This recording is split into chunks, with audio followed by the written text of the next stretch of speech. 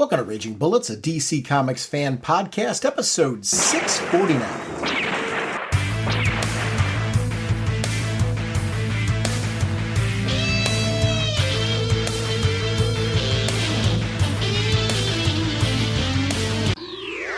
Welcome to Raging Bullets. I'm Sean Whalen, drnorge, and I'm joined as always by my co-host Jim, the sensei of the whatnot, the Duke of the Sultan of Strategery, the indestructible bridge-defying, has heard disturbing rumors about Earth 11's female version of him trying out for the podcast, and of course, he's the elder statesman of the podcast, Segulin.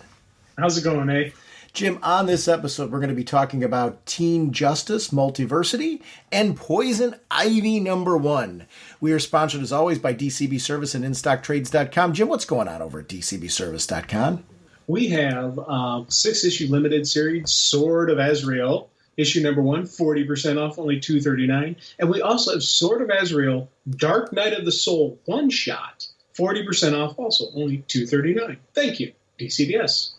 Over at InStockTrades.com, we have Batman The Adventures Continue, Season 2 trade paperback. That's $19.99 regularly, 50% off, only $9.99. I cannot recommend this enough. It was outstanding.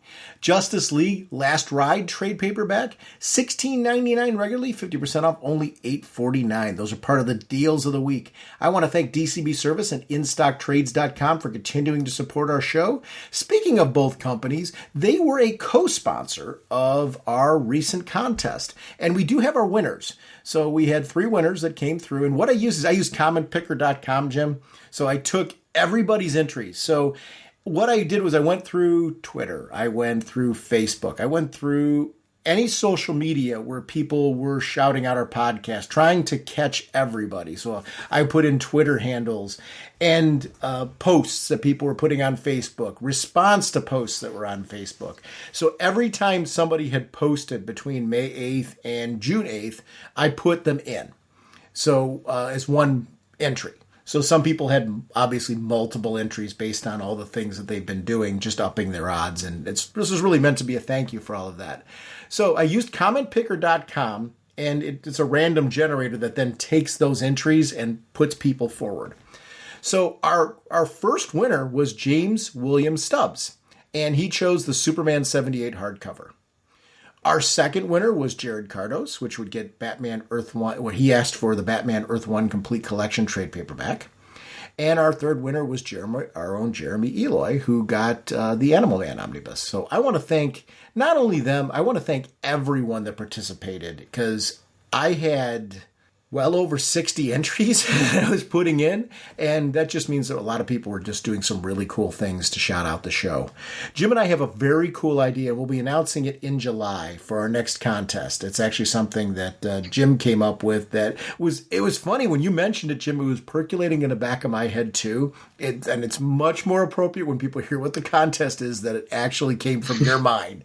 So I'm excited to see what participation we get for the next contest. But we're going to announce that in July, and it'll be we have some cool ideas on prizes for that one as well. But thank you to everyone for participating. Like I mentioned, we want to get contests back a regular part of the show. We're not necessarily going to do one every month, but we're going to come up with clever ideas to keep regular contests a part of it, just to keep it fun. And it's a way to thank all of you for your participation. I also, one other quick shout out. Our numbers have gone up significantly this summer. And I really do attribute that to all of the people out there that, even if you shouted us out to one person, those are people that are coming on, trying out the show, and sticking around. So we get a lot of traffic on our back catalog.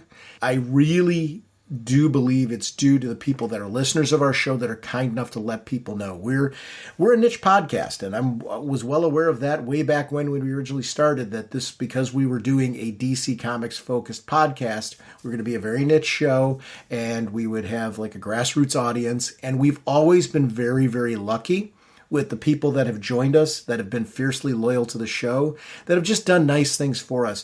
And that includes fellow podcasters, bloggers, people who are listeners that have been willing to go above and beyond just to shout us out. I always consider our podcast sites an open forum for people. No matter what you're doing out there, please shout out your stuff because I am a big fan of cross-promotion. And I just want to thank everyone for that. It's an exciting way to go into summer knowing that our numbers are on the rise. And it makes me feel good. So thank you to all of you. So then without further ado, Jim, what kind of a podcast are we? Raging Bullets is a spoiler podcast. We go in-depth into plot lines, story twists, and whatnot of the comics we're discussing on today's show. So, if you haven't read the books, you may want to come back later so you can better enjoy the show. Let's talk some comics. Hold on, Sean. Before we talk comics, let's actually wish a very happy Father's Day to all the fathers out there, as well as the various other father-type figures, because we got a lot of Alfreds out there, and we've got a couple Jay Garricks out there that are, the father figures to many people. So just a happy Father's Day to everybody. Try to relax, enjoy your day. Matter of fact, I'm going to go call him Alfred after we get off of this podcast. So. Yeah.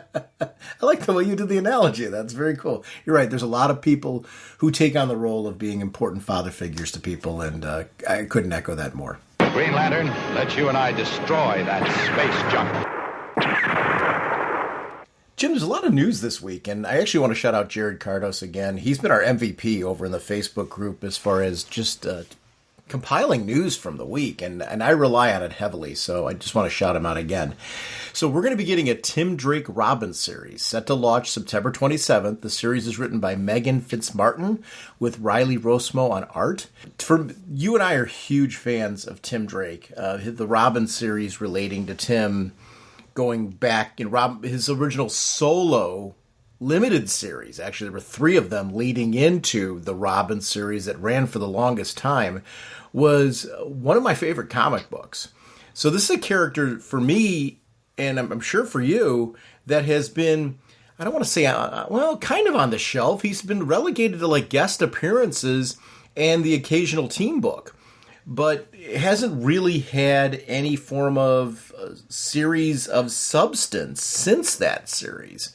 I'm really thrilled with this. I hope it delivers. It's a character I'm glad to see coming back into the forefront, and I have high hopes for. Fingers crossed. I have high hopes for this series.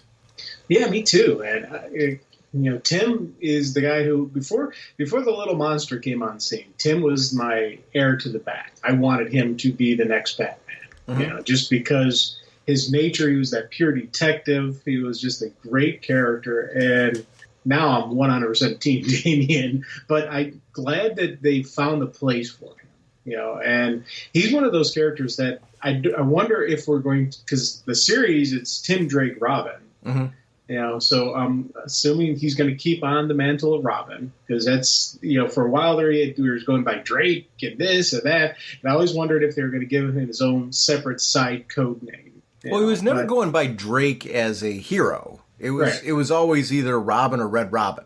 Yeah. So now here's the question. Did you like him having his own identity as Red Robin more than Robin, with the fact that we have more than one Robin? I've always kind of liked him as Robin. Red Robin, again, they explained why he was calling himself Red Robin, because the last Robin died and he didn't want to do that. Then eventually they dropped that. He went back to being Robin. I like that. Now, part of me does want Tim to get his own identity, get his own code name, his own separate name, and have Damian be the only Robin, just because it's Damian. But they've done it so well with these two, with Tim and Damian both going by the name, that I don't have an issue with him continuing calling himself Robin. But part of me would like to see him get his own code name, or Damian get a different code, or Damian give himself a code name. But Damian really has started liking being called Robin, because it's Batman and Robin. I think the only code name Damian will ever accept other than Robin is Batman. And I think that kind of fits Damian. Whereas I could see Tim, his personality, his character, to saying, from now on I'm going to be called blank, and go and adopt his own code name. Not Red Robin, but something else. I don't know what, and that's, I think, maybe something in the series they can explore, or they'll just keep him as Robin, and he embraces, like he has, where there's more than one Robin. There's, the Robin that smiles, and the other one.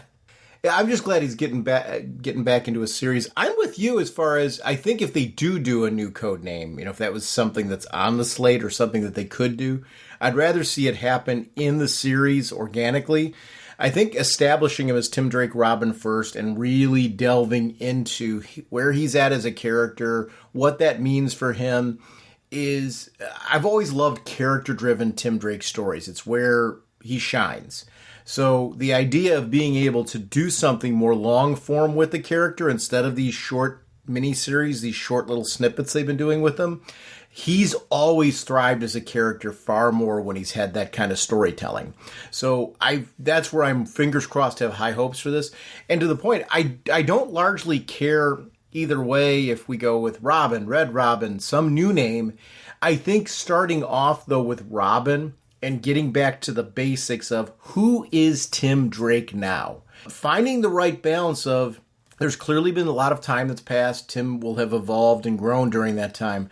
But at the core, there's also, it's important for this series to establish that there's something unique about Tim Drake, right? The detective run, where it was the Batman team, where Tim Drake was a major part of it.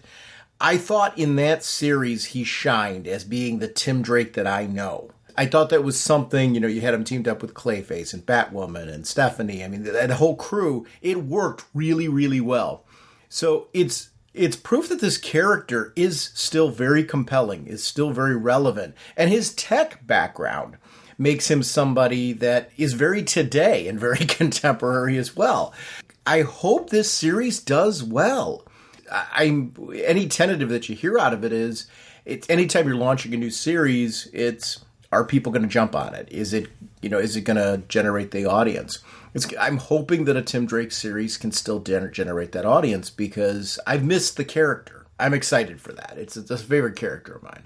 I'm with you as far as though, whether it's through a new code name or not, because we've got multiple Adams, we got multiple Flashes, and it all works. We have more than one Batman at this stage. Well, ish. Yeah, and we got more than one. Oh, yeah. So it's proven that the name works. I'm with you. I wouldn't want him to be Red Robin now, which is strange to say. I didn't dislike the Red Robin identity, but now I kind of like the idea of let's strip all that away and get back to the basics. This is Tim Drake Robin. And what does it mean when Tim Drake's Robin? Who is he as Robin? And then if you evolve him after that, even if he adopts the Red Robin identity name again or something else, it's better to start at the core with this. So we're completely on the same page as far as, like, this is a good move. and I'm excited for it. Tim Sale passed at 66, and it really was very quickly. There was some health news that was posted on our Facebook page, the fact that he was not doing well. And then he passed away, and I'm really sad for this one. We've lost some big icons and talented icons, people who've made their mark, and people who their names. Tim Sale, if he's on a project, I jumped to that project. He's somebody, they reference Long Halloween, but trying to sum up Tim Sale's work in a short spell is really hard to do. But I always enjoyed his art, and in particular, when you do reference books like Long Halloween and Dark Victory and Catwoman When in Rome, these were books that just had so much personality, so much style, so much at the core of understanding of character. They're books that I read over and over and over again. Long Halloween and Dark Victory in particular are two books that I've just read throughout. And then anything he would do with Jeff Loeb, you just jump on. I mean, it was like sight unseen. Yes. And there's something about that when you can say this is just an artist, when he's working with a collaborator, you're just going to jump on the person's work.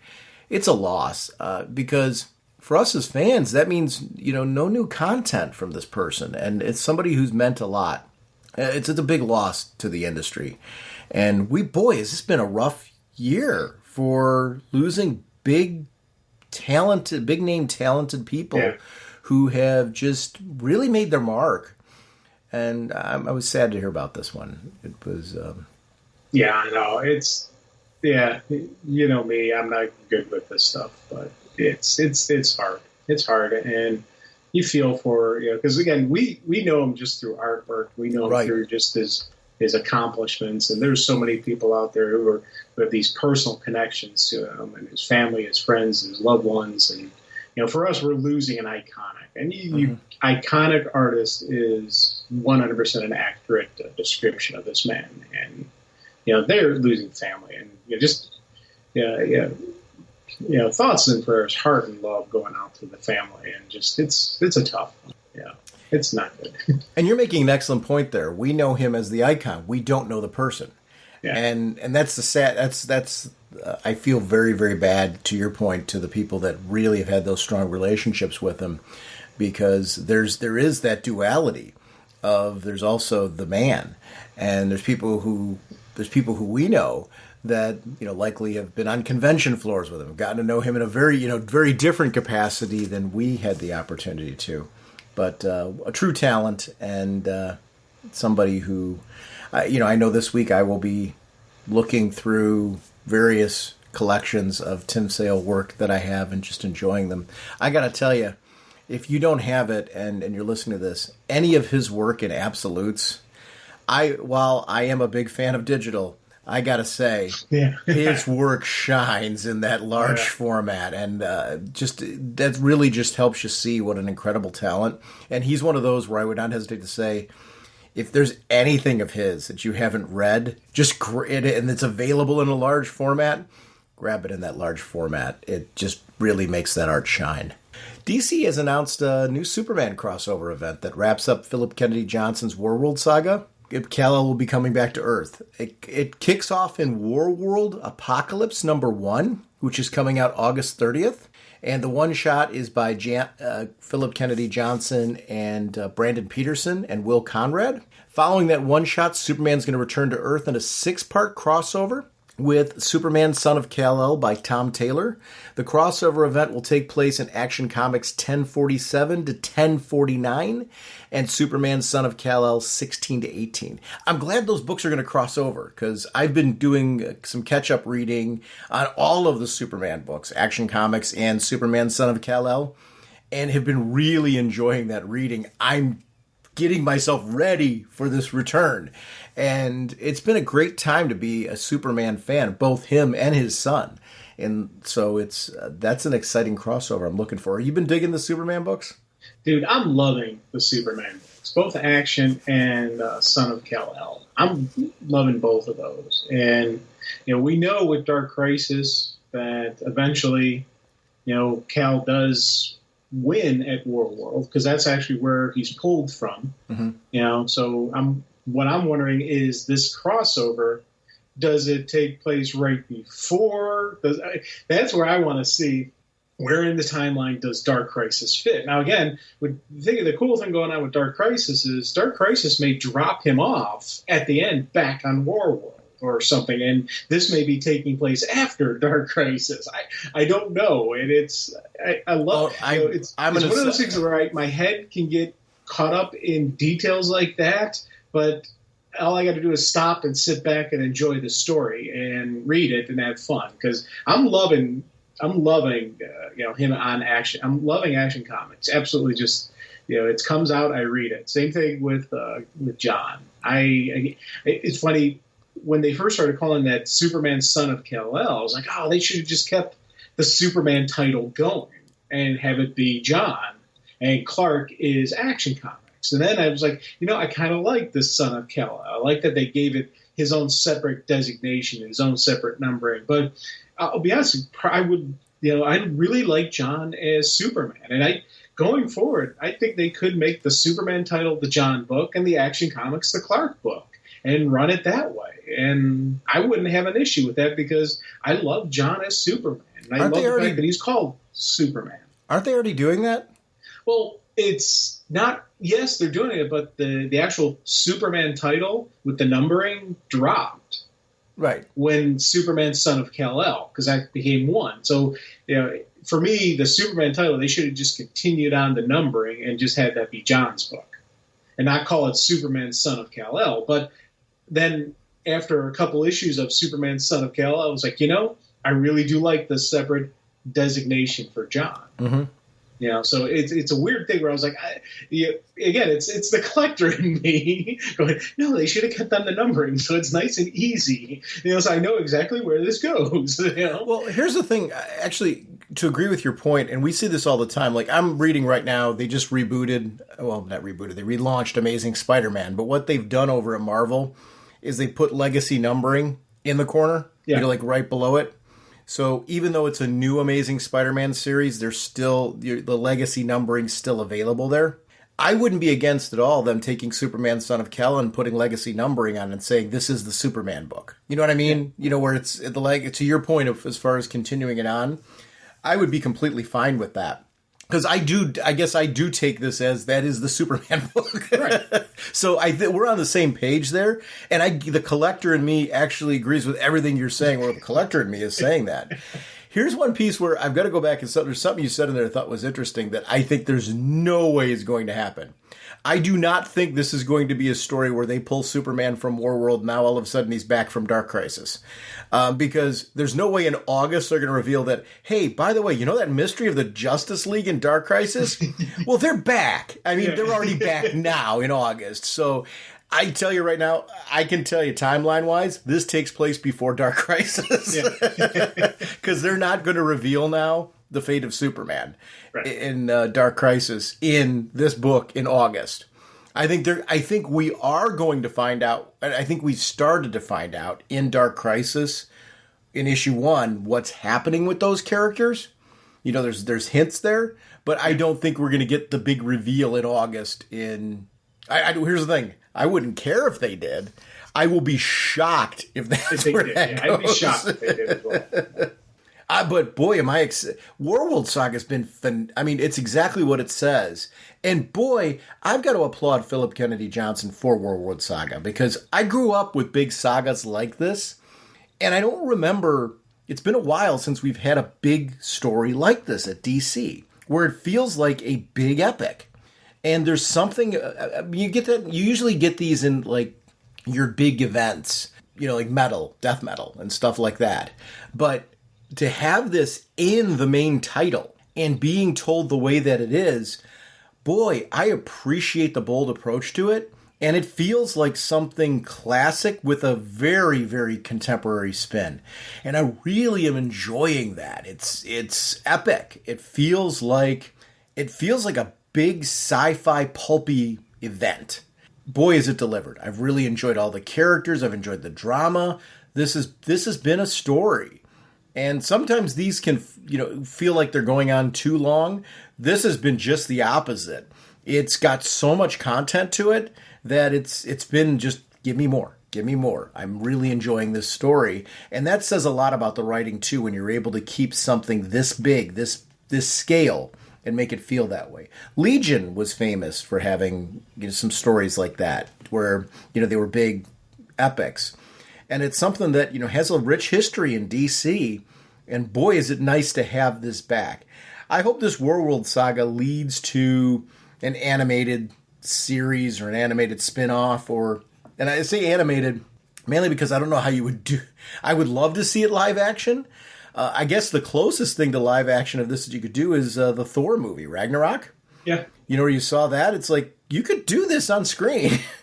I think we're more likely to get that as an animated feature than we would as a film, live action film. But boy, I'd be happy either way with some form of bringing this to life. That's how important this story has become to me. I want to see it. And I'll be honest, with this one, I agree completely. And I think animated would be our best bet. But I would want to see it a multiple part animated. Because this story is so... and one of the things I love about this story is that it is so thick and dense and wonderful. And they're really going into the nature of Clark. You know, we're seeing, you know, why he is Superman. We're seeing that really well in this because, you know, again, he's the Unchained. You know, no links on the chain because he doesn't kill anybody. Warworld is not breaking him, and he's bringing a rising up. He gets his butt kicked really bad. They took him down hard, but they didn't stop him. because his true strength of Superman isn't the superpowers. It is his heart. It is the fact that he will. You knock him down, he'll get back up, and then he inspires others to rise up. He's on a planet that has been completely broken and beaten, and he's inspiring them to rise up. The big red S on his chest does not stand for Superman. It stands for hope. And I love seeing that in this whole Warworld saga. It's one of those things where it's one of the things I really love about this current run on Action. We haven't talked a lot about it, but it's something that I'm reading, and it's just like, this is Superman. Yeah, he's not super powerful, but he still has those moments, and he still has that leadership going on. He inspires hope, and I love seeing those stories. By the way, with Clark, your reluctant leader thing falls apart when you read Warworld Saga. Yeah, I know. That's why I was like, because you really do see him as a leader of the resistance, as the leader of the revolution. You really do see him step up, and and again, it's one of those things where I'm laughing as I'm reading it, watching him, take command and this and that, and seeing how he's actually doing those leadership roles. Where I'm like, I want to see him do it the Justice League, but I'm like, well, so what it comes down to, Clark knows when to bark orders and when to let his team do the job. You mean like a good leader? I beat you to the punch, man. He's a true leader. Hey, let's plan to cover that in August, because I've been really enjoying that series as well. So this news, I think, is important one. We will definitely put that on the slate as one of the topics we cover in August. Let's take a look at Warworld. Harley Quinn's going to have maybe it's 30 years, a 30th anniversary special, and it's going to be a who's who of creators from Amanda Conner, Jimmy Palmiotti, Stephanie Phillips, Stefan Sejic, and I apologize. I love his artwork. So if I'm butchering his name, I apologize. It's STJEPANSEJIC. Sam Humphries, Cami Garcia, Rob Williams, Mindy Lee, Terry Dodson, Cecil Castellucci, Raphael Scavone, Paul Dini. That's like a who's who of people behind these. I love these specials that they've been putting out. They've gotten so good with them now that it's almost like my token line has always been this, well, these miniseries where they've got all these little short stories in them and all that. Boy, they've gotten really good now, these anthologies. And that used to be a thing where they were hit or miss. Now it's kind of like, no, they're usually all hits now. And I'm excited for this because of the fact that DC's really done a good job at perfecting this. And so when they put out a special, when they put out one-shots like this, I jump to them because they're a compilation of really good stories with just what you're seeing here, amazing talent. So that's a must-grab just because they're doing it. HBO Max, Latin America, has ordered an original animated feature film. And it's going to be Batman Azteca, with taking place in the time of the Aztec Empire. I think it's a really cool idea. I was hoping for more Elseworlds kind of stuff where they started playing with the idea of Batman and hopefully other DC heroes as well. This is something that's fresh, and I love that idea of having something like that coming out as a feature-length animated film. Yay! This is the kind of stuff I want. So very cool.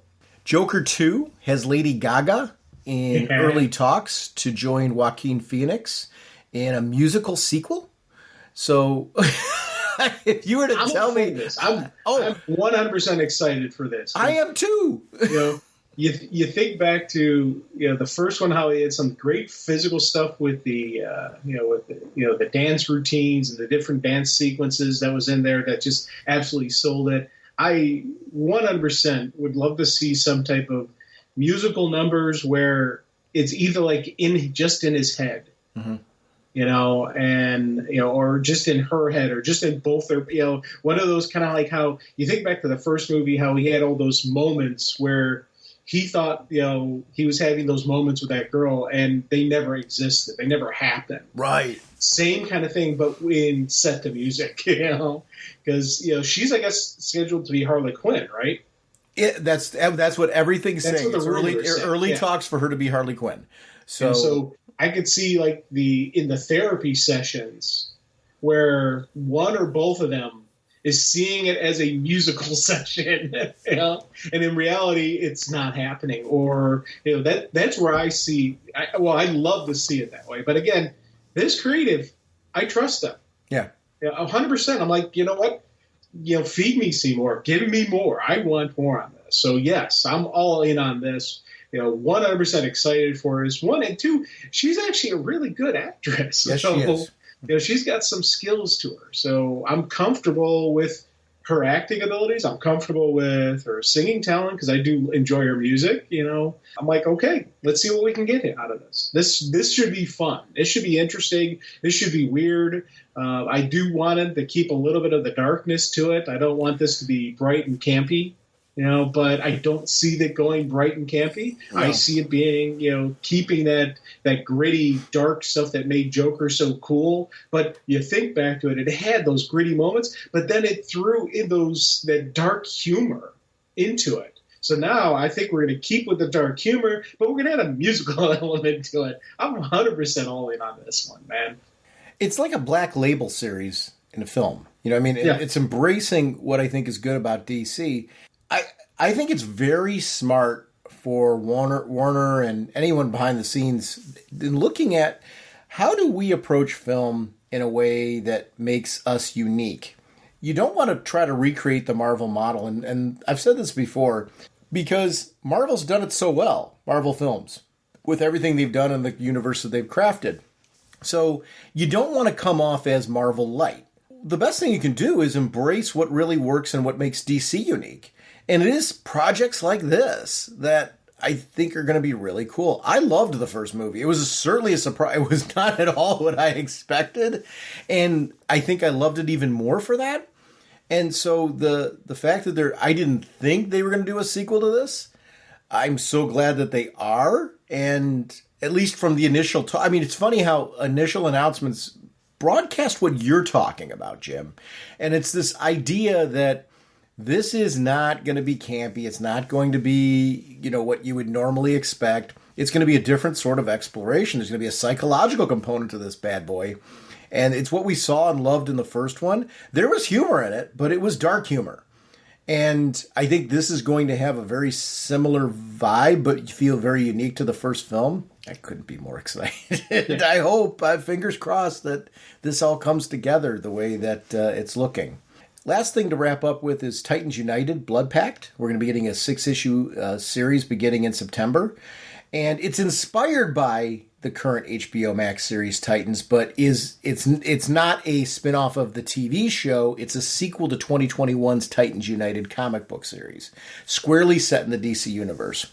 The Titans are back and united against a common foe, and we're going to have people like Tim Drake, Nightwing, Superboy, Starfire, Beast Boy, Donna Troy, potentially Raven. So it's an interesting sort of crew. It's going to be Kevin Scott, and he was the writer of the original Titans United series, drawn by Lucas Meyer. And it just looks... I really enjoyed Titans United, so the idea of doing a follow-up to that, I'm all for it. Good stuff. Jim, I read Batman 124 this week, and I want to shout this out because we're going to be talking about Poison Ivy on this episode, and the co-feature is actually a prequel of sorts to the Poison Ivy miniseries that we're going to be talking about this episode. So I wanted to shout that out because it gives some backstory that while you don't... I felt like issue 1 of the G. Willow Wilson miniseries that we're going to talk about in this episode gave you everything you needed. This is really like 0-issue material that just gives you a little bit more and really ties up where Poison Ivy has been in the Batman series to where she is now in the miniseries. So I thought that was really well done. The main story with Batman, it's really a concluding chapter to the Abyss storyline that was going on and ties up, or really I should say ties up's not really the right word. Yes, it ties up that storyline, but also opens the doorway for where's Batman Inc. going now? What is this like for Jet Setter Batman? I like that Batman, when the mission calls for it, will fly to other places and will, because of the fact that it's his case, he's got to finish and wrap up that case. This is something that would be on his radar. He's not just watching Gotham. He's watching the villains and people associated with him, and I would say colleagues associated with him, to insert himself into situations where he will better the situation. I grew up with this Batman. And as Batman's continuing to evolve and continuing to grow, it would be, why wouldn't Batman go and follow up on this when there are reports of Abyss being out and about again? It's a really great issue. I don't know if you had a chance to read this one yet, but I would recommend it to people out there because this is closing up. We're getting towards the end of Joshua Williamson's run on Batman as we're getting ready for Chip Zdarsky. And it's a very satisfying, wrap up, building towards the annual that's happening with Batman that tells more about Batman Inc. We're also going to be getting a Batman Inc. series coming this year. I'm excited to see more Batman Inc. I've enjoyed that aspect of it. Now, limited series or ongoing? It says I don't know, okay, and the reason why I'm going to be very cautious on that is it looks to me like we're going to be getting. It says Batman Incorporated #1 coming this fall, so it doesn't say if it's a miniseries or not. I would love for it to be an ongoing. I'll take it as a miniseries. Yeah, because the concept, I love I've been loving the usage of Batman Inc. Yep. That's something, again, I thought was kind of neat. And one of the things I like about it is the fact that, Bruce is one of the ones who's gone. So, with Dark Crisis. So this is kind of an explanation as to maybe he's not coming back. Maybe we're going to get Batman Inc. instead. Now, granted, we both are 100% confident. Well, I'm 99% confident that Bruce is coming back, that Clark's coming back and Diana's coming back. But there is still that question, and I love when the books are doing stuff like this. We see it with the Wonder Woman universe where with Nubia and all the new Amazons and the different tribes and all this other characters who could jump into the role of Wonder Woman and who could continue on the story. We're seeing it in the Clark universe, in Superman universe with John being Superman. So they could technically not have Clark come back, and the titles would continue. They're doing that with Batman. We've got, Batman in New York. That's 100% not Bruce, but we've got the Bat family, Batman Inc., all these other people who could continue on the story. So I like when I see stuff like that, and I like when the creators are doing that kind of stuff to just throw that mystery into are we actually going to kill them off permanently? Are we going to continue on the story? Those are the kind of stuff that gives me pause and, just gets you thinking, and I like that kind of stuff. Plus, it's a good story, on top of all of that other long-term thinking and planning. These have been some really good stuff to read and really enjoyable. So, yeah, I'm all with you on this. I'm 100% behind Batman Inc.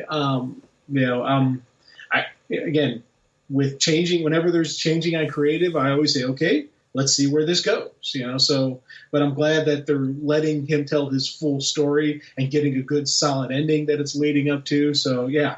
I'm Batman happy right now. And this was always intended to be the case. Joshua Williamson's run was supposed to end here. So yeah. This was intended to be the story that was told. It's supposed to wrap up here, leading to the new writer. So this wasn't something where there was some controversy behind it or, he was bumped off the book for any reason other than the fact that this was meant to be a story that led into Chip Zdarsky taking over. So this book actually does a great job of wrapping up that story, setting you up for Batman Inc., which is the international team. So here's the thing. Whether or not Bruce is alive is irrelevant to there being a value in a Batman Inc. book, because this is the international Batman team. So while, yes, there's a hole for them to fill if Bruce isn't around, even if Bruce is, this is the international team. So the idea of being able to see what they do and being able to explore these characters is something that to me is very exciting. So it's a win-win no matter what. The book also did a great job in giving you a placement of what's going on with Robin and what's going on with Talia, meaning Damian and Talia, setting up for Robin 15. So everything that this book did was kind of set the stage of the status quo of the Bat universe. Now we're going to give you your new writer.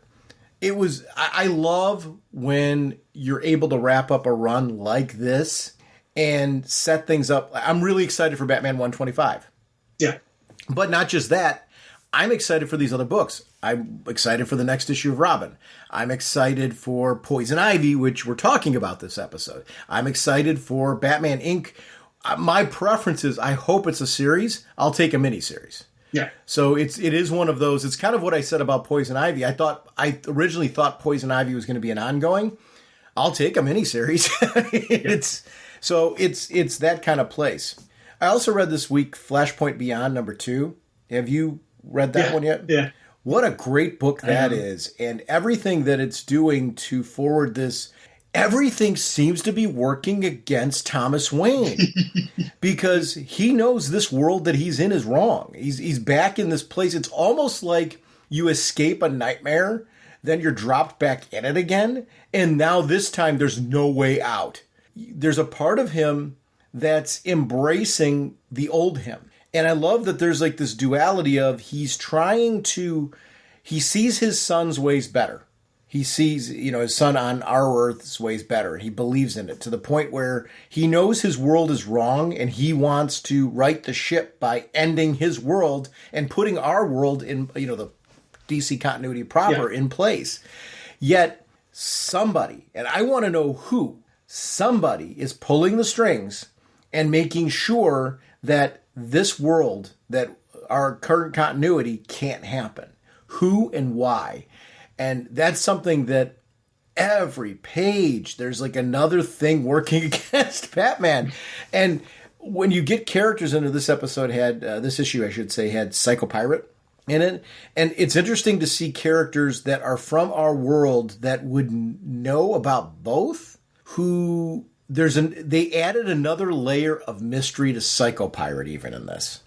And there's another famous, DC icon who appears in this. They added another layer to. Yep. This series, every issue seems to be adding something more. Boy, did issue #2 validate the fact that there's a lot more story to be told in the Flashpoint universe. I loved issue 1.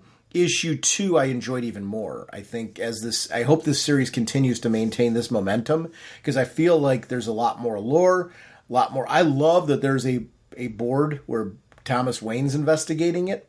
Yeah. And you're seeing some similarities to his son in what he's doing, but with the unique Thomas Wayne differences that make it he's fresh. not the detective that Bruce is. No. And I love the fact that they are showing he's intelligent, and he's been doing this a while, but he was more relying on brute force, whereas Bruce is more precision, and it's funny to say this, but Bruce is the scalpel and Thomas Wayne is the hammer, and Thomas Wayne's the surgeon. But you think about it, it's Bruce is more that precision, more that that thing, whereas Thomas is just beat the living heck out of everybody and knock him down. So it's kind of neat to see just that how the differences, see him growth, see Thomas's growth again. He's a character that I do want to see around. Yeah. Now his world is horrible, so I don't know if I want that around, but I do want to see the character around. So it's going to be interesting to see how this one ends because you talk about momentum, and I 100% agree. It's every episode, every issue is action packed, but it keeps building on that. And then to the point where I'm like, I'm waiting for the explosion. I'm waiting for it really to just have that oh my god moment. Now we're having some great this is awesome moments, but I'm waiting for the oh my god. And I think that's the anticipation for that moment. I'm looking forward to it. I got caught up on Nightwing this week, and it's crazy. It may be my favorite book published by DC right now. It's certainly on my short list. Tom Taylor's handling of Nightwing, not just Nightwing, because I got to be really clear on this. The way that Tom Taylor handles guest stars in the book really enhances your understanding of relationships with Dick Grayson, because Dick Grayson is, we always talk about Dick Grayson's the ultimate big brother, his accessibility. It's always best when it's showcased. First of all, the relationship with Barbara Gordon in this book and his dog, yeah, are to me are just like pure highlights, and it's stuff that I really love in the story. Is the idea that we get to see Dick Grayson both in and out of the costume, and we're going to have to talk about the out of the costume in a moment. But besides that, we get to see him interact with John Kent. I really love his relationship with the new Superman. The idea that John Kent looks up to Dick Grayson in the big brother fashion that we're talking about as this hero, and there's some real storytelling reasons for it. The crossover between those two books was absolutely top-notch. Besides that relationship, Wally, the handling of the guest spots with Wally West in this book, talk about a character who, his redemption, Wally, when he came back, was one of those characters that I think was lost. In the sense that it was really cool they brought Wally back. And it was a character who it felt like without his family, without all of those parts back. And I liked how in the story they were acknowledging that. It was hard for Wally to fit back in the world. Well, they found a way to do that. And I love Wally in his book right now because he's my Wally again. And in this book in particular, the interactions between him, Dick Grayson, what is going on with Linda, there's these wonderful moments with these characters where, boy, Tom Taylor just got them right. And that felt like comfort food to me. You add in some great villains, you add in new lore, the fact that Dick Grayson has a sister that is in this series as well, and that we're learning more about her and the complicated nature of her role in this book. Dick Grayson's inherited money from Alfred. The Bruce Wayne guest spot in this book was absolutely amazing. And if you haven't read that issue, could not recommend it enough. There is this tremendous bit honoring Alfred that just blew my mind. But Dick Grayson not coming out as Nightwing, so they don't know he's Nightwing, but has come on the scene as having money. And with that money, he is changing the status quo. He's doing what you normally do as a costumed hero as a civilian, with using the money to advance forward the social needs, the financial concerns of people who are downtrodden. And changing, he's flying in the face of the big villains. Makes himself a target on an insane level. And I really loved how all of that played out because it led to some of the coolest moments as far as, all right, you want to come after me and mine? Never forget. And that Dick Grayson is one guy that you could see why people would rally behind him. Yeah. Boy, does this book emphasize the fact that Nightwing over the years has built relationships where he is never alone. The writing of this series has been so compelling. Tom Taylor really gets Dick Grayson. This is a book that I'm hoping gets the kind of notice of some of the better Nightwing runs throughout the years, because this character has really enjoyed some incredible writers making their mark on this particular series. Tom Taylor's easily becoming one of those writers for me. This is just a great, great read. The annual was fantastic. More Nightwing, please. More of this. It's become, if it isn't my favorite book right now, it's certainly on the short list because there's not been a bad issue. I mean, it's been, every page has been time well spent. And it feels, we were talking before about a Tim Drake series coming on the scene, right? For that Tim Drake series to be successful, it has to do for Tim Drake what this series does for Dick Grayson. This book feels very, very unique. It embraces what is special about Dick Grayson. It's not a Batman spinoff, I want to be careful. I know it's probably a weird thing to say, but I mean, if they canceled every Batman book right now, you could put out Nightwing and it stands alone as an incredible series. that does not need the attachment to Batman for it to be great. If you're going to make Tim Drake Robin work, the best years of the Robin series that starred Tim Drake were when it embraced that idea of there's such a unique status quo and cast of characters in there that the book can stand on its own. That's what Tim Drake Robin needs to succeed. It needs what this book's already got. And I hope that Tim Drake Robin is able to do what this book has done for Dick Grayson, because this is a must-read every month. I mean, it's really, if you're missing this book, you are making a mistake. Yeah, pick this one up. I agree with you completely. Tom Taylor's absolutely brilliant. And it was funny, as you were talking, I was just nodding my head along, going, yes, I agree. I agree completely with that. Handling special guests, those have been, really some of those moments I was like, yes, because it's you're reading it and you're like, this is 100% who the person is. So understanding Dick Grayson, understanding the people he's interacting, but understanding that relationship that they have, and that's something that everything just flows and feels really comfortable and just absolutely wonderful. So I'm 100% in agreement with you on Nightwing.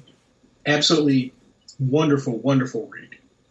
You know what it is? Sometimes when guests come into a book, I always enjoy them. So what I'm going to say right now is going to sound a little bit like a contradiction, but I always enjoy those issues, but sometimes it feels like the current storyline that's going on comes to a screeching halt, and now we've got this guest appearance, and then we're back to our storyline already in progress. That's not what's happening in this book. The guest spots are integrated into the storyline that's currently going on. Yeah. And it's really something where the guests have had value. They've advanced the story. And I would say the Wally and Bruce moments in particular, when they happen, you're like, wow, like it's such a value to them being there. And I don't consider Barbara Gordon a guest, which is, I know she's prominently featured in the Batgirls book, but Barbara Gordon is an integral part of this series. She is not a guest star. Their relationship means that she is a series regular versus, and that's a distinction. So that's why I'm not referencing her so much as a guest star. She's part of the team.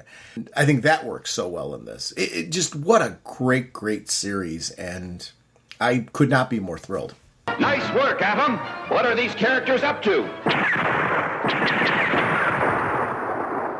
Our next discussion is on Poison Ivy, Poison Ivy. The writer is G. Willow Wilson, art by Marcio Takara, colors by Arif Paranto, cover by Jessica Fong, variant covers by Warren Lowe, Dan Mora, Nick Robles, Frank Cho and Sabin Rich, and Chris Anka. Assistant editor is Jessica Burbe, editor Ariana Torturo, and group editor Ben Abernathy. Jim, Yes. There's a giant plant at your door that wants to talk to you about your singing. This is a great miniseries, like kicking off. I'm going to say something that sounds like a criticism, and it's totally not. But the only thing I'm sad about is that this is a miniseries. I know, me too. I really wanted this to be an ongoing, and admittedly, it's delivering everything that I was hoping for out of it. Very great, character-driven, compelling drama. I didn't know what Poison Ivy's status quo was going to be after everything that's happened to her. We saw her split off into two beings. Those two beings merged. We got to see Bella introduced as somebody who, I should say the relationship between Bella and Poison Ivy expanded. Her relationship with Harley, again, being clarified and continued. But she was left at a point where now you're merged with another part of yourself. You've lost something huge, a huge part of who you are. It's not just about losing powers. It's about losing elements of yourself, almost like your connection to, in her case, she had a deep-rooted connection to the planet itself, to the green, right, to your point. And to have that cut off, it's like losing a limb. And I love how this story is really embracing that sense of loss, that sense of, where do I go from here? What is my goal? What is my directive? Where does life go for me from here? And when you're in that place, when you haven't figured yourself out, you're not even sure. There's been points in my life where I've been there, not to the same level, I'm sure, but not sure if you even like yourself much. It makes it very hard to have relationships during that time because you don't know, like, how can somebody like you if you don't know who you are? Like, who are they connecting with, if that makes any sense? I love the reality of that story because I think we've all been there at to varying degrees. There's been points, those transition points in your life where it's just trying to get it all together, just trying to figure it out. And I love that about this story. Very human, very real, written so... G. Willow Wilson just really understands character. And this is something that I think you can only tell in a Poison Ivy story. I really, really like this. Dude, from issue 1, I'm 100% hooked. You know, before this was coming out, I was like, oh, Poison Ivy series, cool, I'm down with that. Now I am like, oh my God, I absolutely love this because... she is one of those characters. She's one of those Batman rogues that you can feel bad for her very easily. You know, her main thing is she wants to protect the planet. She's not looking to conquer the world. You know, and well, initially before she wasn't looking to end all of humanity. No, not so much. But before, she's one of those characters that you could feel if you would just use your skills for good, you could be a great superhero. She could have been the champion of the green. And I loved, just how, when she was a character that all throughout that, then when she had that godlike powers, I'm like, oh my God. And then it's stripped away. You're like, oh, this is horrible for her, and you really see that throughout this. And I love this story because it's really focusing not just on Poison Ivy being the villain to destroy the world. It's her final statement to the planet, to humans, to people, to all living creatures. It's an absolute wonderful read just from the jump. Yep. And I'm like, I'm dying to see where this story goes. Like you, I wish this wasn't ongoing because that would tell me her story would continue on. But the fact we're getting a miniseries is awesome. So this is, if you can't tell, I was very excited about this one. What's interesting is, and you're touching on this piece, in her case, she feels that humanity's become the infestation. And not just humans in general, herself included. Yeah. Like, she feels at this point, she wants to be done. There's a point in time where there's a gun pointed at her, and she's like, won't lie, I kind of wanted him to pull the trigger. That wasn't me joking. There are points in time, she's a unique villain. And you have to call her a villain of this piece because what's happened to her in what she's doing, she's killing. She's become judge, jury, and executioner. What's interesting about this is the character study. That was one of the things I was hoping for when I thought this was going to be an ongoing series. And I want to get past that because, the only reason why it's even it's my excitement for it that made me sad that it wasn't going to be an ongoing. And it's my excitement for G. Willow Wilson. I really enjoy this writer. This is why. This is something that this character delivers very well. So the idea of an ongoing with this writer, of writing anything, was very exciting for me. The artwork is stunning in this. And I want to be very clear that there's sequences with landscapes, and it's really important in Poison Ivy to establish a beauty in the horror, if that makes any sense. And this story is filled with that, where there's these like jaw-droppingly beautiful moments, even amidst horror sequences of it. That's something it's pretty important to do in a series like this. But the art style is very different. The artist really has established what I think is just a very unique style for a Poison Ivy book. It's one of the things I love about comics, right? It's where you go in because of the writer, that totally delivers. But then the surprising part of the story is the incredible detail on the arts. Like, we have close-ups of animals and creatures and this whole Wyoming area that's been established. You have these large landscapes, and you're seeing just these horrific things happen. Even the van. The van is just really a cool design. Yeah.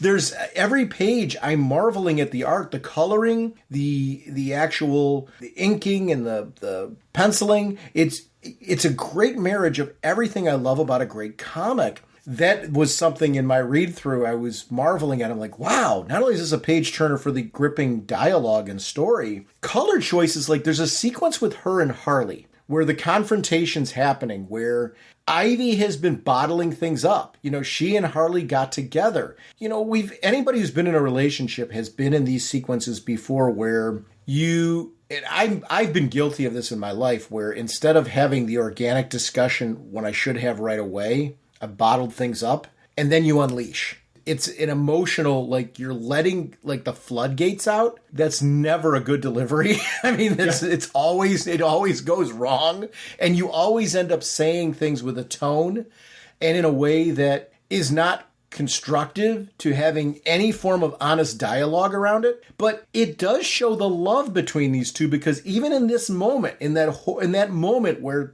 things come tumbling down on the two of them, you see the love between Harley and Ivy.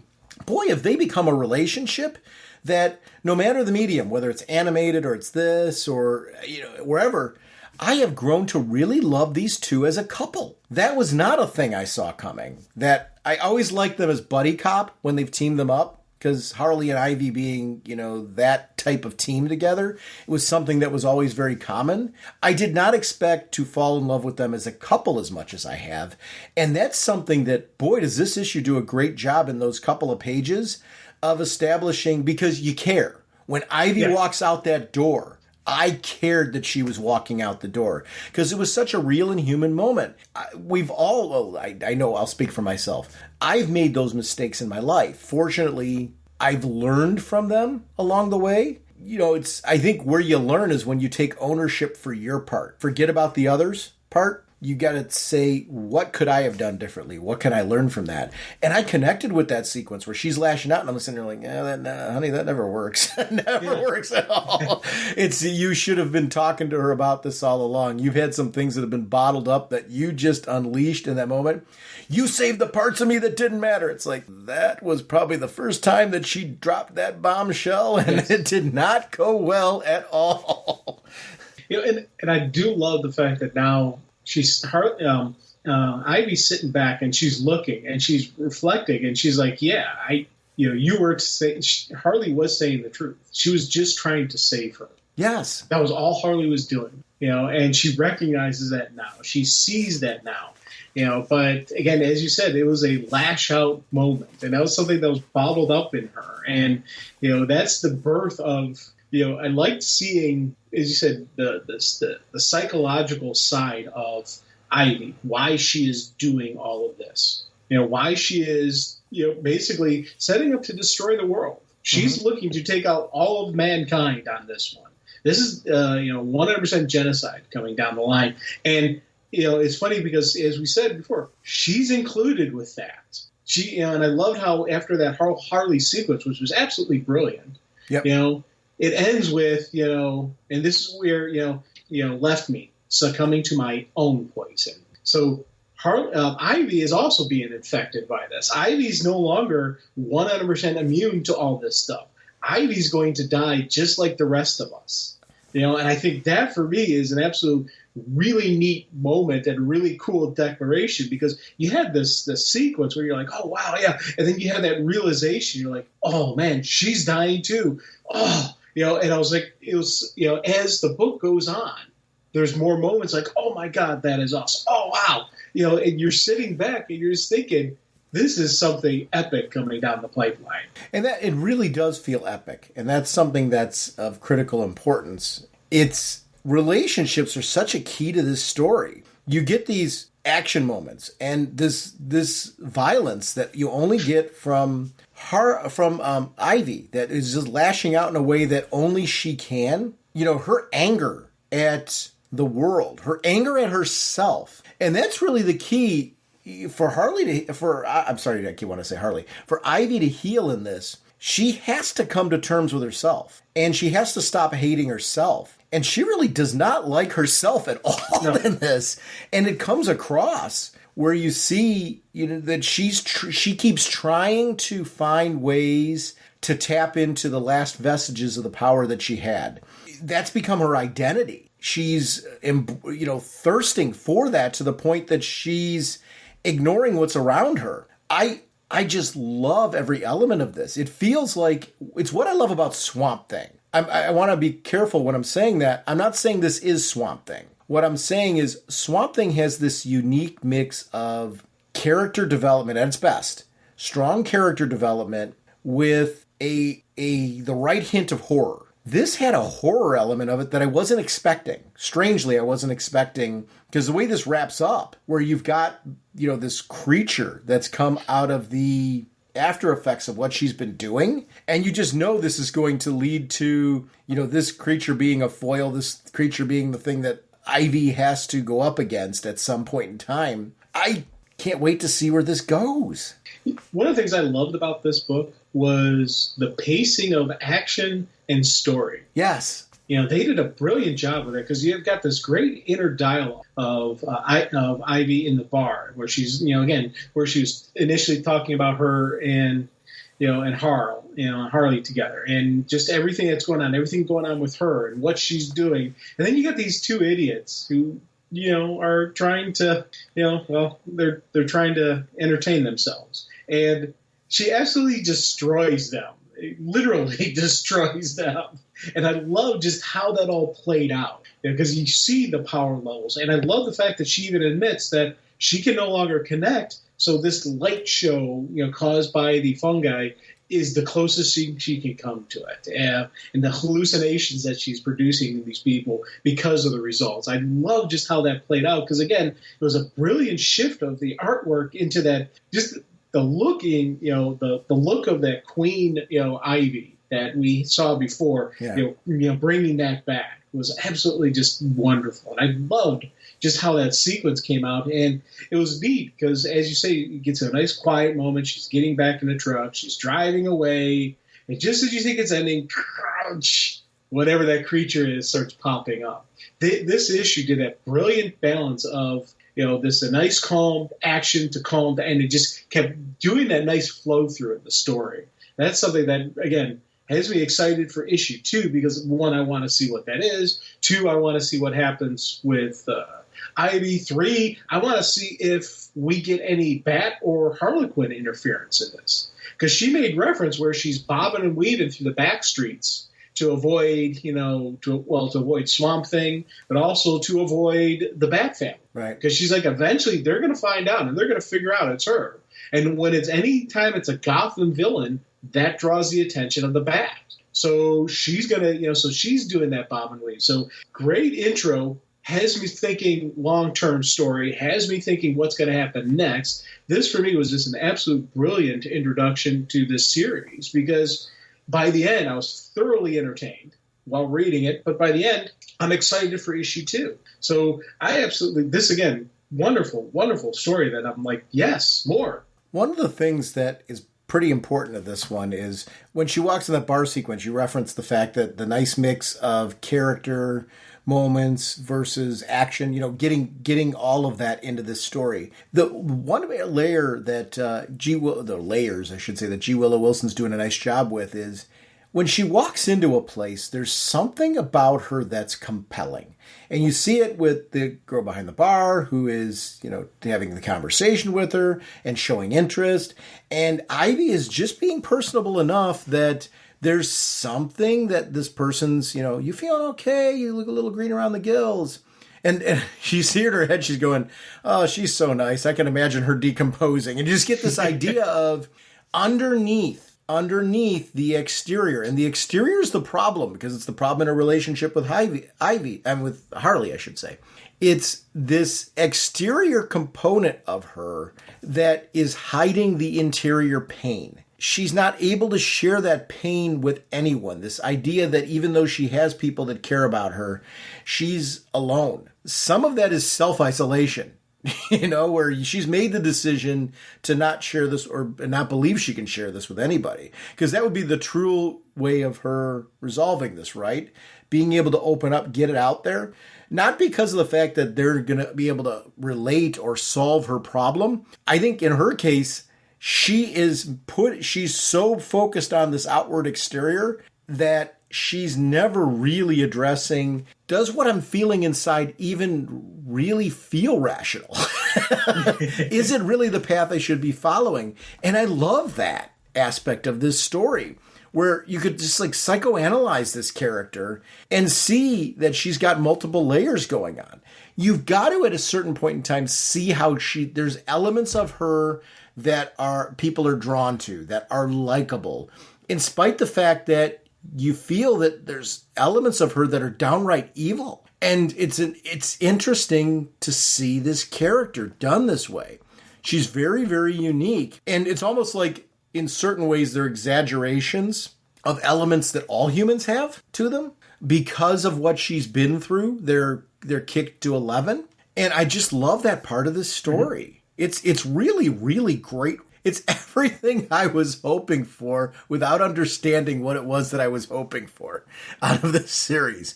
And those are my favorite series, where it's like, oh yeah, they gave me this awesome series. Sean, was this what you wanted? I couldn't have told you I wanted this. Yeah. But I did. No way would I have thought this is what we were going to get, but I'm absolutely loving it. Yeah, 100%, man. Yeah, great series. We are Crystal Men from Mercury. We have no quarrel with you. Our next discussion is going to be of Multiversity Teen Justice #1. Written by Ivan Cohen and Danny Lohr. Art by Marco Failla. Colors by Erica Aaron Angiolini. Letters by Carlos M. Mangual. Cover by Robbie Rodriguez. Variant cover by Stephanie Hans. Pride variant by Stephen Byrne, 125 variant by Bengal, 150 variant by Failla and Angiolini, edited by Michael McAllister, senior editor Katie Kubert, Supergirl based on the characters created by Jerry Siegel and Joe Shuster by special arrangement with the Jerry Siegel family, the Progress Pride flag in the DC logo designed by Daniel Quasar. And apologies for any name butchery. This is a series. I was excited when I saw that this was going to be coming out right now. With everything going on with Dark Crisis, the increased focus in the most recent years on the multiverse and fleshing out and establishing more of the multiverse, I was ready for them to go to something like this, because the great part about this is, from cover to cover, it is unique versions of the characters that we know and love. Everybody is this variant. And I love when you start playing around with stuff like this, where this isn't this world's Justice League. This is this world's Teen Titans. I really like the character designs. I really like the play on if somebody's a male character in our world, they're a female character in this world, and vice versa. Troy being a great example of one where it's, the amalgam of Donna Troy. I really liked the characters out of the gate. And the fact that their parentage is different has led to a different team dynamic, because we've got certain characters where they're not the female version of the character in our world. It's because they're female versions on this world, these characters wind up being completely different people. They're not necessarily, a character that would have been before Damian Wayne is now actually the child of Talia al Ghul, but it's a female Al Ghul that is Robin. And it changes the whole dynamic. Same thing with Aquagirl and with Supergirl. Everything that's done in this has just been great. I love the design of the Flash in this. Yes. I just think the Flash costumes are, I think, the ones you get to have the most fun with. And I think it's just a great character design. But this is another one where I didn't know what to expect. I really just came in with the idea of fun to explore the multiverse. I love that we've got this main character who's a civilian that we're following along with, who there's something more to, and we know that's going to be developed, but this idea of exploring Earth 11 first through the lens of this character, I thought was a really smart move, because you're approaching it from the street level. And that's always a great way to, when you turn the page, you are now watching it with the civilian. And that was an awesome introduction and opening, because it's like, we got this one page where she's walking us through things, and page 2, it's like, this is happening. Yes. And I love that. That was a great way to put that spread in, where then you're seeing everybody. And in many ways, you're because I was like, I kept looking back to that page. Okay, now who's what now? Okay, so where we've got Kareen, we've got Supergirl, we got Aquagirl, we got Robin, Troy. I kept trying in my mind to wrap my head around, okay, this guy is Troy, which means it's Donna Troy. Yeah. I don't know if you were doing that through the read. I did flip back more than once to try and remember, okay, who is this again? All right. At the end of this issue, there is their first appearance. They brought that back. It was it was like, I think 2020, and New Year's Eve special kind of thing. And in there, they even go again. It was kind of neat. I'm glad they included that, because I remember reading that when it came out. But and these were characters that I was like 100% locked in my head. But even that one got, because that was the introduction, they went a little bit more detail on it. So for me, as you said, I love the fact that we're exploring more in the multiverse, because especially everything going on with Dark Crisis, we don't know what's going to happen. We don't know if there's going to be a multiverse. We don't know if there's going to be an unlimited multiverse, if it's going to be a set thing, what's going to happen. So let's explore with it. Let's have some fun with it. Let's introduce these other characters. And it was funny when our narrator for Gigi first came in. I was like, you're looking at her, and I was like, okay, is she a character? Is she a hero? Is she going to end up being one of the, the Titans? Not the Teen Justice, but I kept calling them Teen Titans. But I'm like, is she going to end up being one of them? And then you find out, oh no, she's a civilian caught in the middle of this. I was like, oh, that's brilliant. And again, nice combination of the action, the story drawn, and just in this version of Robin, kind of a female version of Damian. It has the same kind of personality traits that Damian has, but a little bit tweaked, a little bit different, because she's going to be different than how Damian would do things. But again, very solid appearance. Like where Damian's a little more of a little monster than she is, but she still has that same kind of charming personality, shall we say? And I think the easy part would have been making her identical to Damian. The smart part was not. Right. It's, yes, you can see elements. You almost see elements of both, right? You see elements of a more traditional Robin mixed with Damian. And I think that's what makes her, there's an edge to her. It's almost like Dick Grayson with an edge, like with the Damian edge. Yes. And it totally makes her feel unique and an interesting, like, I would read so much more of this character. Like, if they want to give her a series, go for it. I'll follow. Yeah. And that's some out of the starting gate. I like this team enough that I'm really excited for issue 2. I'm excited to read more. If they do another miniseries afterwards at some point, I'll be glad to read that. It's something where it's hard to do this, where right out of the gate you sit there and establish a team where I want to read more of it. I love that during the battle, it's clear that this is a team that's seasoned, where they know each other, because she's on the battlefield, boop, boop, beep, beep, beep, like checking her stuff, because she knows that even though they're pointing guns at her behind her back, her team is going to, and wait, do they?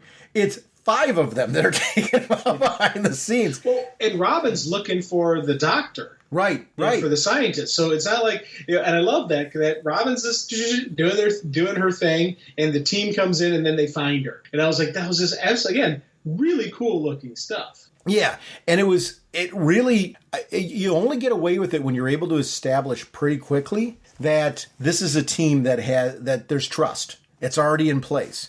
So I really enjoyed that aspect of the fact that sometimes you jump in with a team and it's the origin story where we're getting to know their inner dynamics.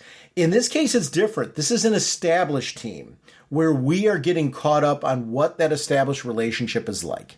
What do they work like when they're together? And I really enjoyed that. I also loved Gigi having an active role where there is one of the bad guys is ready to take out the doctor. She pulls out her purse or backpack and slams right into the guy. That's where it was important early on to take this person who is quote unquote a civilian, add a layer to her where it's like, all right, she's got game. Let's see where this character's going to go.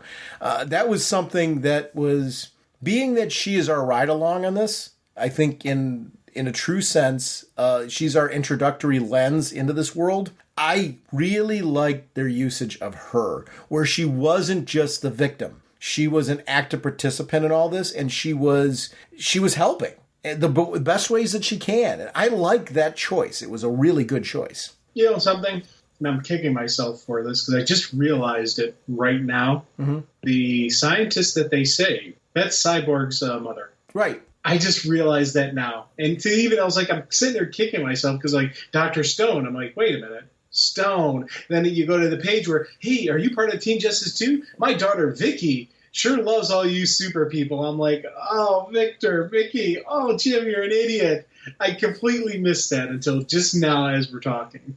Yeah. So we've got the possible introduction of Cyborg into this as well. So I'm like, yes. And it's a great example of where I wouldn't have wanted to see that this issue. Right. But the tease of it, this issue, absolutely. And if whether we get in this miniseries or not is irrelevant, dangling it was enough. If it is an important part of the story where we're going to get that in this particular miniseries, terrific. If it's not, and it was just a carrot that was dangled, what a cool carrot to dangle. Yes, big time. Especially, when you think back to Teen Titans and whatnot. Again, I'm looking at this now, thinking in my head, this will be the end of this series. Yeah. So for the next story is when we will get the this version of Cyborg. Is my guess, is what I would say. But again, who knows? Maybe because they're obviously not done with her yet. So this could be later down the pipeline and the story arc. So I'm like, oh, I love this. This is something I wouldn't mind seeing as an animated series either. Yeah. What I like out of animated series at times is where you can do, and we're in a unique era where you can get animated miniseries. And we were talking about Warworld earlier and seeing that play out and not have it just be a singleton movie. And I agree. I would actually like to see that be an animated miniseries. This would also work as an animated miniseries. And even if you do it in like a smaller scale, like Warworld to me needs to be more than a 6-part, half-hour offering. It needs to be something more epic than that. But this you get away with doing as a miniseries, a true miniseries, a la, half-hour episodes that run about as long as Peacemaker did. Run it like 6 episodes, so it's gonna be less than what Peacemaker offered.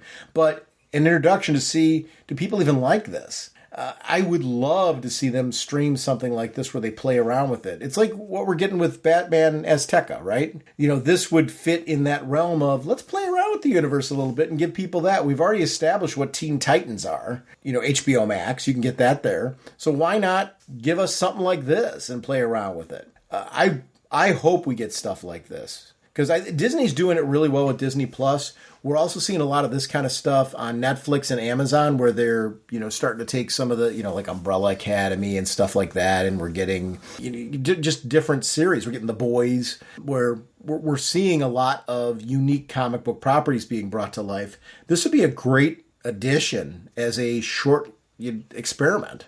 I'd watch this on HBO Max. Oh, big time. 100%, and again, playing around with the characters, and I think it's funny because you and I 100% would get it and would understand it, but the non-comic book readers, would they have a hard time following this alternate version of the heroes? Except things like The Boys and stuff like that. Question. But here's the thing. Things like The Boys are very successful on Amazon. Who's watching that? Right.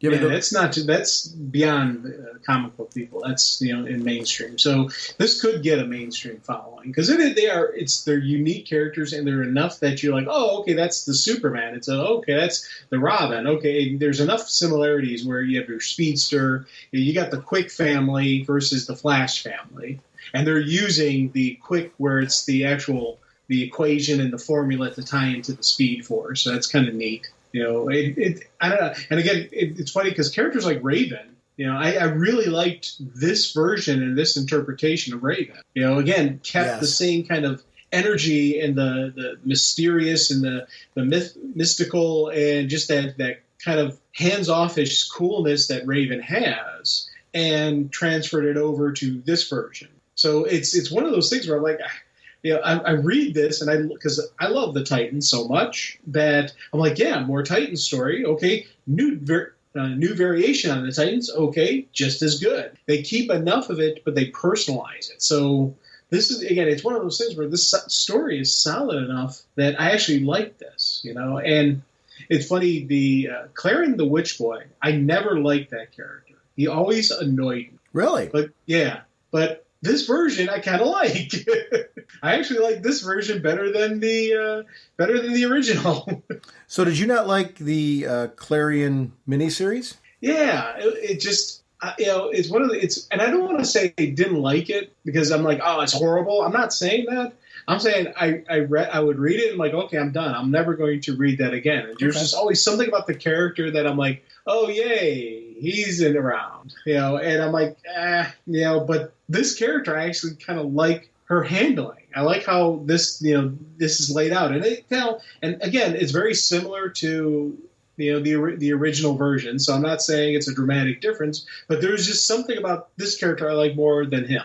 I can't even explain what it is. I can't say it's this I don't like about him. It's just something I always, whenever I read him, I'm never excited to read stories about him. And there's nothing wrong with that. I really was not disputing your right to feel that way. It was more where I'm at with it is I really like Clarion. I like Clarion for the same reasons I like Damian. It's not that Clarion is this like feel-good, likable character. It's that he's not.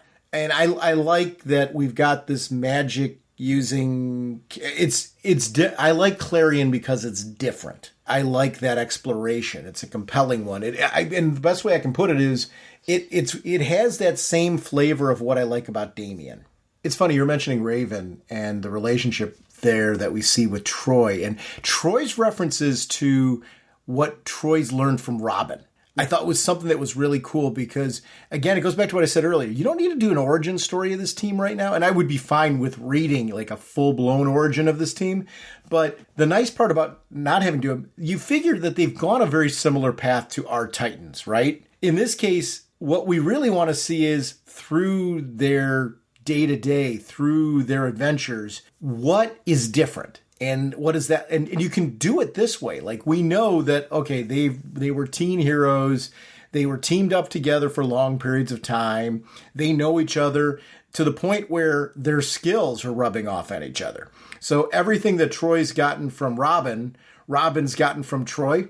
And I like how that all plays out in this. I also love that we're introducing villains like Sister Blood, which I love Brother Blood, and the idea of introducing that into the sequence. And Sister Blood has a different creep factor because it is Brother Blood, but with a twist. Big time twist, and I love the twist. I do Absolutely too. Love it. I do too, and that's something that's really just as interesting in this. Thunder and Lightning being in this one, I thought was really great as well. And again, another twist as far as what their role is in this.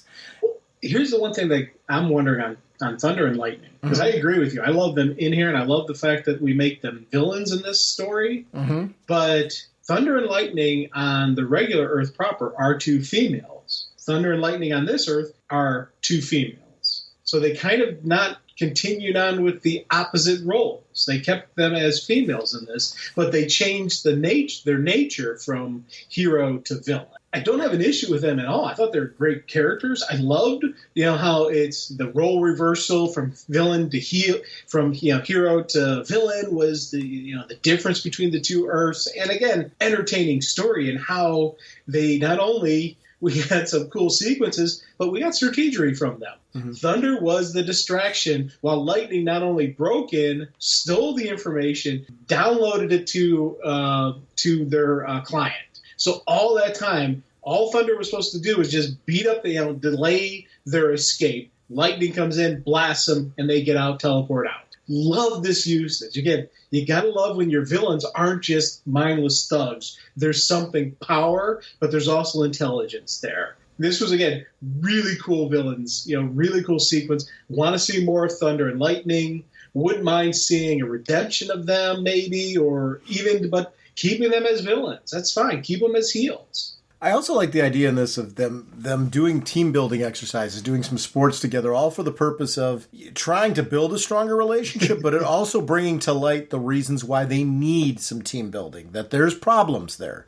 And it is the rather extreme personalities that are on this team, because there are extreme personalities, to the point of Robin having Damian-like elements. Boy, do they manifest themselves. And the ego of Aquagirl, who I think is a strong leader, but is trying to lead a team that does not always want to be led unless it really calls for it. It was cool. Yes, yeah.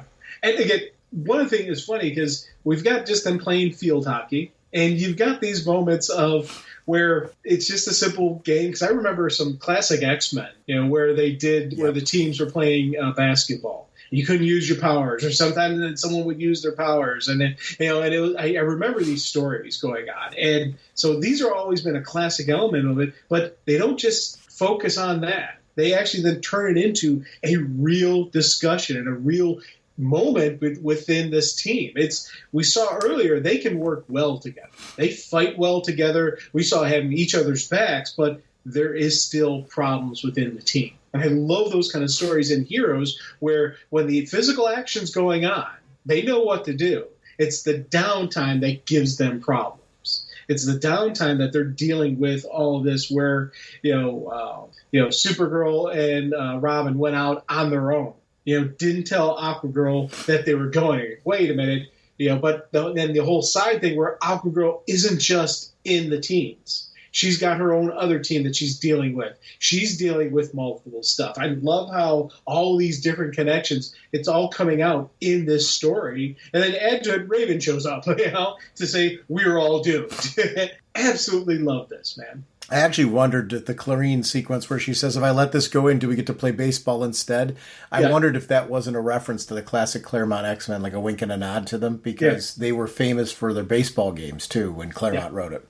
So I don't, it's the Titans as a concept and the X-Men as a concept have such a unique history together that I think it's really cool. The reveal at the end of Sinestro, Kilowog, I thought was really cool. This was exactly what I was hoping for in this series. I didn't see it going to Green Lanterns being involved, and I loved that wound up being an element of it. I didn't see it going to Green Lanterns, didn't see that the Green Lanterns are evil now. Multiple flip-flops on that one. I was like, what the heck? And then the fact that, Sister Blood is Sinestro.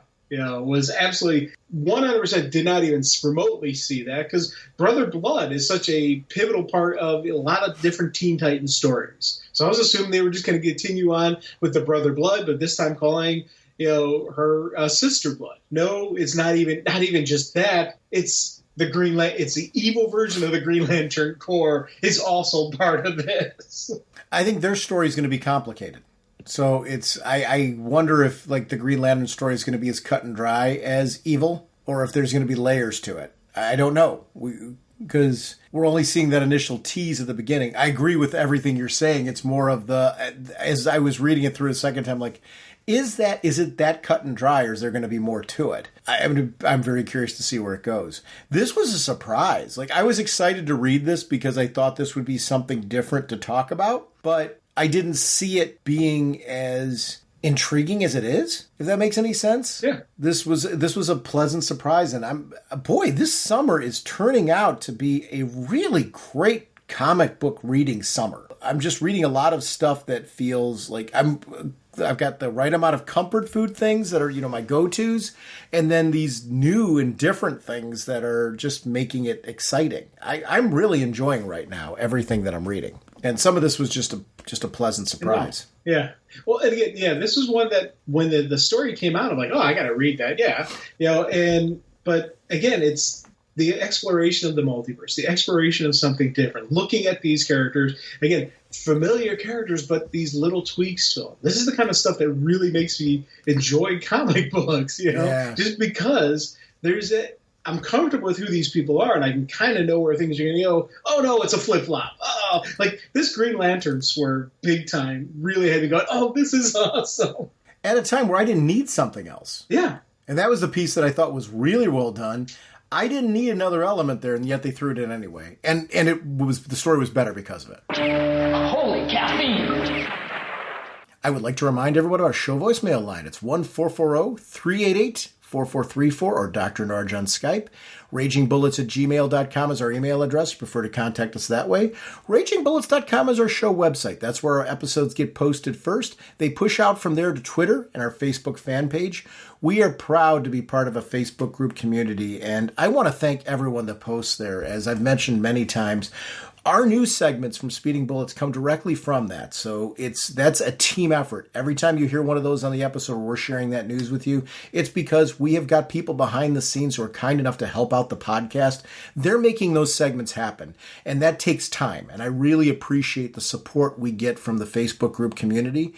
And it's where I go to get the news first, obviously, because I'm using it here. So thank you to everyone that puts in the time to post those articles, to share things that they're finding that are interesting DC news, to comment on that news, because a lot of times those thoughts and comments are things that influence our discussion on here on Speeding Bullets about that. So I really want to thank that community for being such an integral part of making this show work.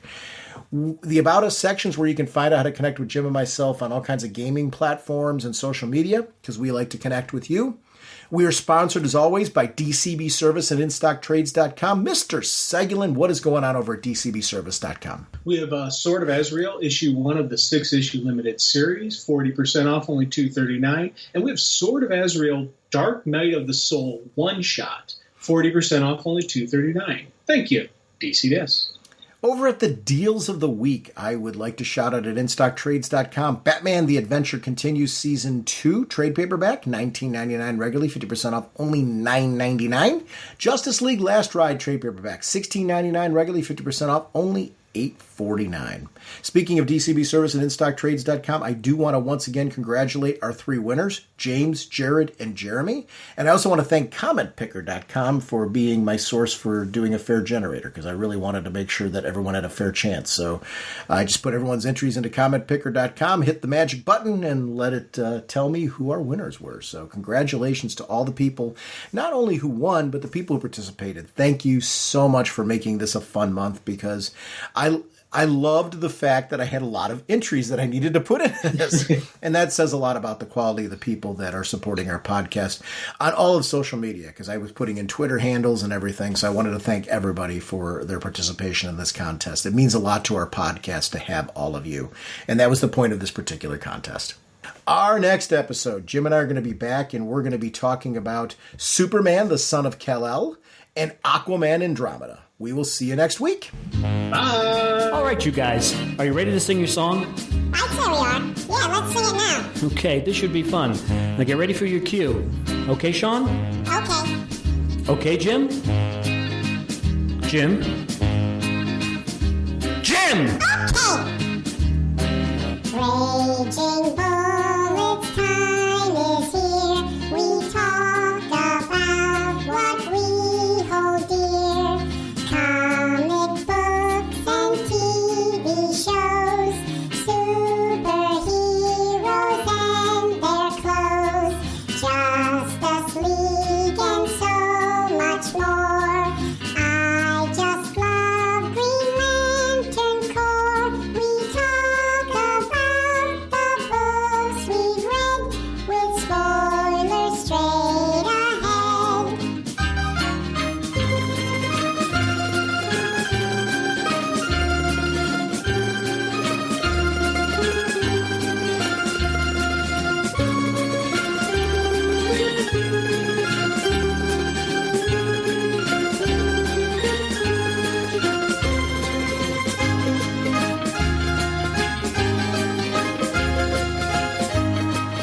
Okay, fellas, get ready.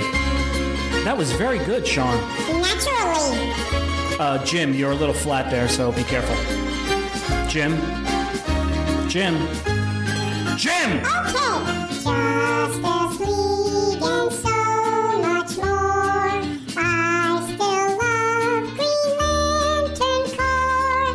DC Comics are what we know. The Raging Bullet Show. DC Comics are what we know. The Raging Bullet Show. Excellent job, guys. Let's sing it again. Yeah, let's sing it again. No, that's enough. Let's not push it. Push it. What is that? Yeah, what are you talking about? No, I didn't What mean are you anything trying by to that. say? I think you're getting right Jim, I don't know. how long do you want the song to go? Look, it's our production.